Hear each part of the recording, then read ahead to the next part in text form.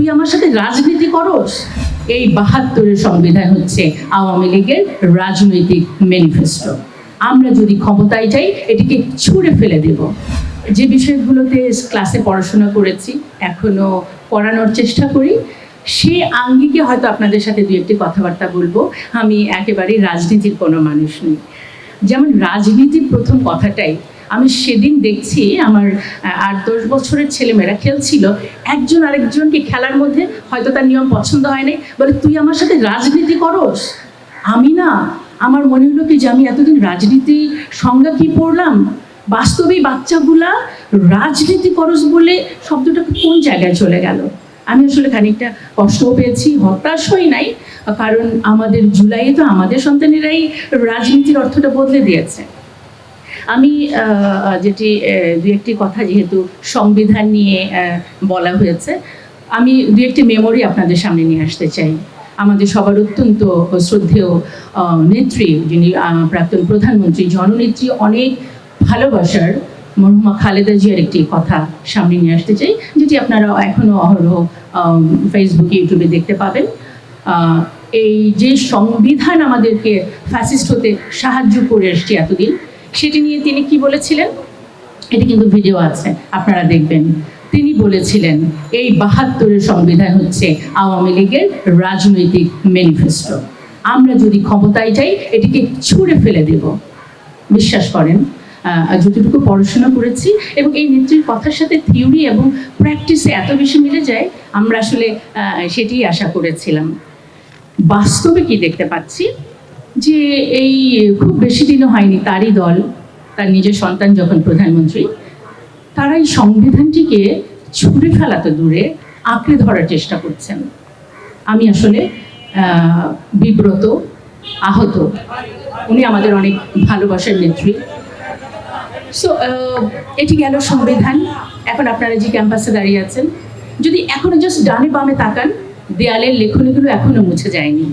হ্যাঁ, কি লেখা এখনো যদি দেখতে পাবেন যে দেশটা কারো বাবার না, আর হচ্ছে দিনে নাটক, রাতে আটক, এবং নাটক কম করো প্রিয়। আমি ভেবেছিলাম নাটকের এখানেই সমাপ্তি। নাটকটা আসলে যে ধারাবাহিক এটা বুঝতে পারি নাই। এই নাটকের মানে স্ক্রিপ্ট ঠিকই আছে, অ্যাক্টর এবং অ্যাক্ট্রেস পাল্টে গেছে। কিন্তু দুঃখজনক কি জানেন, এই যে দিনে নাটক, রাতে নাটক, সেই যাদেরকে গুম করা হয়েছিল তারাই এখন অ্যাক্টর অ্যাক্ট্রেসের ভূমিকায় চলে গেছেন। কারো ভাই, কারো স্বামী যারা গুম হয়েছিল ফিরে আসেন নাই, তারাও এই গুম অধ্যাদেশ বাতিলে কোনো বিরোধিতা করছেন না। আমি আসলে কি বলবো বুঝতে পারছি না। শুধু এইটুকু বলছি, নাটকের ধারাবাহিকতা যদি চলতেই থাকে, নাটকের কিন্তু একটি দৃশ্য ছিল হেলিকপ্টারে পলায়ন। আমরা জানি না সেই দৃশ্যটিও আবার কখনো মঞ্চায়িত হবে কিনা, আমরা চাই না, নিশ্চয়ই চাই না, আমরা দেশকে ভালোবাসি। এখন খুব যদি একাডেমিক্যালি একটা শব্দে চলে আসি, যে সংবিধান তারা আসলে ছুঁড়ে না ফেললেও বলছেন আমরা সংস্কার করব না, আমরা সংশোধন করব। এই দুটো শব্দ মনে হয়, যেহেতু ঢাকা বিশ্ববিদ্যালয়ের মতো জায়গা, এখানে যারা দাঁড়িয়ে থাকেন তারাও অনেক বেশি জানেন, এখানে আপনাদেরকে জানানোর কিছু নাই। কিন্তু আমি বলবো যে দুটোর তাহলে পার্থক্য কি। ওনারা মানে সংশোধন করবেন, সংস্কার করবেন না। আপনারা যদি বাংলা একাডেমির যে অভিধানটি আছে সেখানের আমি পৃষ্ঠা নাম্বারও বলে দিই, আপনারা দেখবেন 1270 এবং 71। সংশোধন মানে হচ্ছে ভুল ত্রুটি দূর করা এবং কু অভ্যাস দূর করা, মানে যেটার মধ্যে অলরেডি ভুল ত্রুটি ছিল এবং কু অভ্যাস ছিল। দ্যাট মিনস যে সংবিধান আপনি সংশোধন করতে চাচ্ছেন, আমরাই স্বীকার করছি এটাতে অনেক কু অভ্যাস আছে। এইটাকে কাটাছেঁড়া করে আমরা কি করতে পারবো। এবার দেখেন সংস্কার মানে অভিধানটি কি বলেছে, যেটা হচ্ছে উৎকর্ষ সাধন, উন্নতি বিধান, মানে কোয়ালিটি ডেভেলপমেন্ট।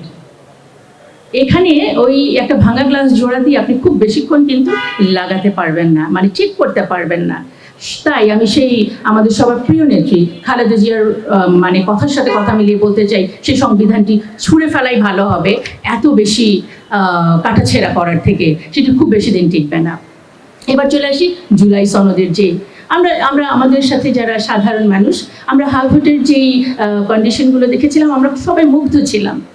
এবং আমাদের যিনি বর্তমান প্রধানমন্ত্রী, তিনি যেদিন হ্যাঁ ভোটের পক্ষে প্রচারণা করলেন, আমাদের শক্তি আবারও দ্বিগুণ বেড়ে গেল। আমরা সম্মিলিত নারী প্রয়াস থেকে এবং আমি ব্যক্তিগতভাবে হ্যাঁ ভোটের পক্ষে অনেক প্রচারণা চালিয়েছি। এই বাস্তবে যখন এসে দেখলাম যে তাদের কথা এবং কাজের সাথে মিল নাই, আমি আবার আশাহত হলাম।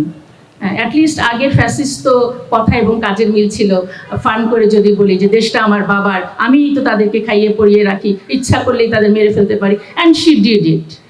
বাট আপনারা তো কথা দিলেন হ্যাঁ ভোটের এটা প্রচারণা পক্ষে, আমরাও কথা বললাম, এখন এটা হচ্ছে না। এটা কি হিপোক্রেসি না? আমি এখন শেষ করব যেটি দিয়ে, যে এই কয়েকদিন ধরে আপনারা পার্লামেন্টে অনেকগুলো অধ্যাদেশ বাতিল হতে দেখেছেন এবং সরকারের যে পরবর্তী প্ল্যানগুলো দেখেছেন। সংবিধান বিশেষজ্ঞ এখানে আছেন, আপনারা সেটা শুনবেন। আমি শুধু একাডেমিক্যালি একটা দারিদ্র্যের দুষ্টচক্র তো আপনারা জানতেন, যে চক্রাকারে একটা জিনিস ঘুরতে থাকে, কেন একটা দেশ দরিদ্র থেকে দরিদ্র হয়। আজকে আমি আপনাদেরকে বলবো মানে একটা ফ্যাসিস্ট কিভাবে ফ্যাসিস্ট থেকে আরও ফ্যাসিস্ট হয়ে উঠতে পারে এবং গণতন্ত্রকে নস্যাৎ করে ফ্যাসিস্ট হয়ে ওঠার একটা দুষ্ট চক্র আছে। আমি জাস্ট যে কয়টা প্ল্যান, আমি কিন্তু অত বড়তে যাব না, এই কয়েকদিনের মধ্যে যে কয়টি অধ্যাদেশ বাতিল করা হয়েছে এবং যেগুলো অ্যাডপ্ট করা হয়েছে সেটা নিয়ে একটু বলছি।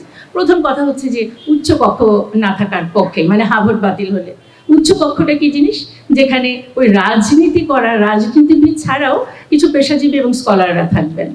রাজনীতিবিদরা ভাবছে এখানে আবার স্কলার কি দরকার, রাজনীতি তো আমরা করব, বাদ দাও এটা, ওকে বাতিল। হ্যাঁ, শুধু রাজনীতিবিদরা থাকলো। এবার আসেন রাষ্ট্রপতির কথায়। হ্যাঁ, যে বর্তমান যিনি রাষ্ট্রপতি আছেন, তিনি আগেও যে সরকারের কথা উঠতেন বসতেন প্রধানমন্ত্রী, এখনও আমরা কি দেখছি একই ব্যক্তি, উনি কিন্তু বর্তমান প্রধানের কথা উঠছেন বসছেন। তার মানে কি, এটা কি একটা রোবট পোস্ট, পুতুল রাষ্ট্রপতি? আমরা এটা চাই না বলেই আমরা কিন্তু ক্ষমতার ব্যালেন্স চেয়েছিলাম, কিন্তু সেটিও কিন্তু আর হচ্ছে না। তাহলে আবারও আগের রাষ্ট্রপতির মতোই কেউ একজন থেকে যাবেন যিনি পুতুলের মতো। একটু মিলাই।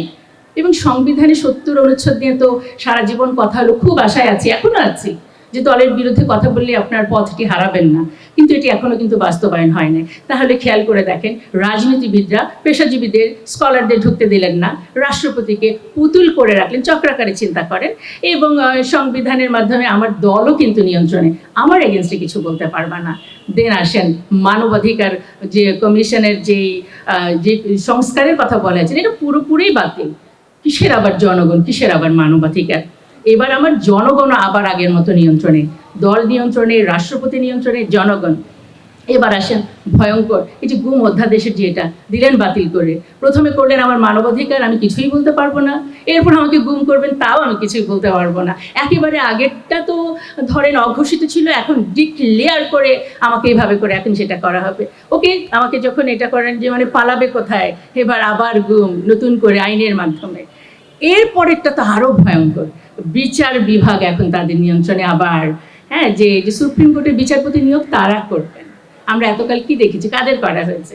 তার মানে মানবাধিকার বাদ দিলেন, আমাকে গুম করলেন, এবং বিচারও করবেন আপনি নিজেই, মানে বিচারক যেহেতু আপনার, আমার বিচার পাওয়ার কোনো চান্স নাই।